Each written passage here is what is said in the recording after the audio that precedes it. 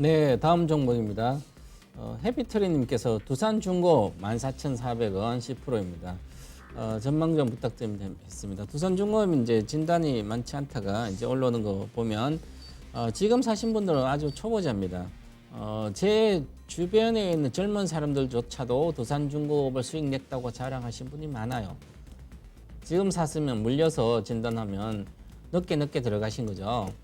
단기 매매할 수 있는 분은 아니에요. 지금 현재 사가지고 물리신 분들 두산중공업은 시장 온통 그 이야기가 많았는데 초기에 들어가야 되지 항상.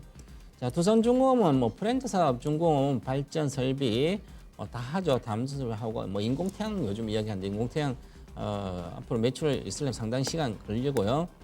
그 다음에 중요한 것은 한 1조 정도 이익은 나오지만 자체 쪽에서 자회사들 두산 뭐 건설이라든지 두산 관련된 뭐 엔진 또 두산 인프라코도 관련된 여러 가지 회사들이 두산 인프라코 빼고 나머지 건설이나 이쪽이 안 좋아가지고 이제 단기 순이익은 적자가 계속 났었죠.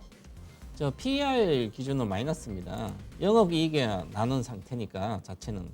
그래서 이 회사 자체로서는 지금 구조조정이라는 어떤 이슈 때문에 주가가 많이 올라온 건 있죠. 바로 제가 이제 장기 투자에 대해서 이렇게 책에 대해 말씀을 드릴 때는 그룹사에 대한 리스크 때문에 잘 모르신 분들은 그룹의 위험한 그룹은 절대로 장기 투자하지 말아라. 단기 매매는 해도 되겠지만 그래도 그래서 두산그룹은 과거에 위기가 있을 때마다 망한데 이번에 진짜 구조조정에서 거의 망한 거랑 마찬가지죠. 그래서 구조조정 중이니까 팔리고 매각하면 이제 다 구조조정 끝나면 되겠죠, 그죠?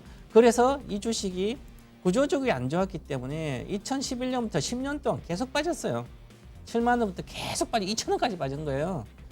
그래서 이제 일반적으로 보면 구조조정하고 이제 다 팔고 나면 이제 괜찮은 거 남으면 또 뭐 앞으로 신재생 에너지부터 해서 친환경하고 해서 이쪽에도 좋아질 거다. 저는 그에 대한 완전 부정적으로 생각합니다. 태양광 지금까지 20년 동안 하고 있습니다. 그래도 제대로 못 하고 있고요. 풍력, 수력 거의 안 된다고 보죠. 정부마다 해마다 정부마다 신정부 들어서면 풍력, 해상 풍력, 우리나라 삼면이 바다니까 풍력 많을 거다. 안 됩니다. 거의 저는 90%안 된다고 봅니다. 그래서 주가는 가덕이 올랐다. 올해는 원래 이렇게 가지 않거든요. 그 정도 뉴스나 이런 올해는 초보자 때문에 많이 간 거예요. 그죠? 그래서 항상 조심해야 된다. 자, 그래서 두산중공업도 보시면 거래가 폭발하고 내려갔는데 이거 차트로만 일단 봐야 되죠. 그러면 기술적으로 보면 거래가 폭발했습니다. 지난주까지 2번이죠. 항상 2번 나왔으면 이제는 쉽지 않은 거예요. 나올 호재 뭐 이슈는 다 나왔어요. 뉴스풀로. 이제 누디 펀드까지 나와 있죠. 그죠? 다 나왔어요.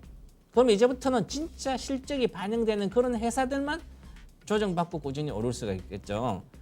근데 아직 뭐 매각하고 나서 여러 가지 이 산업 자체는 발전? 우리나라 발전소 짓습니까? 원전 폐쇄하고 있는데 발전소 없어도 돼요. 전기가 절반 남아들어 5월달 기준으로 전기가 53% 남아요. 그러니까 구조적으로 성장을 못 한다는 거죠. 전기가 부족하면 신재생하면 오히려 돈이 많이 들어가서 비싼 전기를 왜 씁니까? 그죠? 싼 전기를 쓰면 되죠. 발전단가 훨씬 더 비싸요. 그래서 쉽지 않다는 거죠. 그래서 테마주다. 테마주면 항상 기술적으로 보여야 돼요. 지금 내려가고 있습니다. 자, 그래서 저는 지금부터는 자 초보자일 경우에는 항상 행보하다가 그 행보 가격을 깨면 무조건 밑으로 고개를 쳐박으면 무조건 파셔야 돼요. 손절. 자, 한번 볼까요? 두산중공업도 지금 현재 16,000원 손절가입니다. 쳐다볼 필요 없어요. 초보 지금 들어가면 과거에 이게 2,000원짜리 3,000원짜리 올라왔거든. 4,000원 3배씩 올라왔어요. 그죠? 누구나 아무 때나 올 봄부터 여름부터 샀으면 그냥 먹어요. 지금은 막판 이제 마지막 뭐 나온 거예요. 자, 삼성중공업 제가 그렇게 계속 팔라 그러죠. 지금 어떻게 지금도 5,200원입니다. 보세요. 이것은 똑같이 두산중공업하고 똑같아요. 두산중공업의 역입니다. 요 영역 지금 요 영역이에요. 그럼 요 영역에서는 어떻게 해요? 봐요. 삼성중공업 그때는 난리 났죠. 적자가 난 기업이 앞으로 성장도 못하고 언제 적자가 나가지고 제대로 될지도 모르는데 시가총액 수조입니다. 몇 천억밖에 안 가는 회사예요. 사실은 적자가 계속 나니까 영업적자는. 자, 그럼 보세요.